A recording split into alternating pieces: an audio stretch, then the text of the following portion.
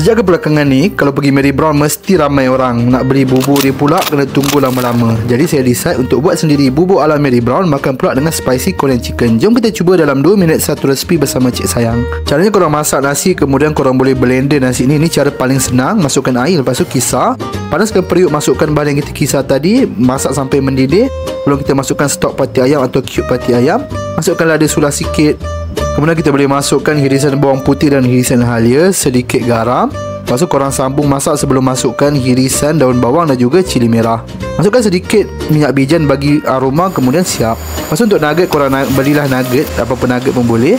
Bila dah garing korang angkat. Kemudian untuk ayam korang beli chicken bite dekat pasar raya tu. Lepas tu korang goreng. Kemudian bila dia dah tanguk macam tu, korang boleh angkat. Jadi untuk sos Korea kita perlu tumiskan sedikit bawang putih.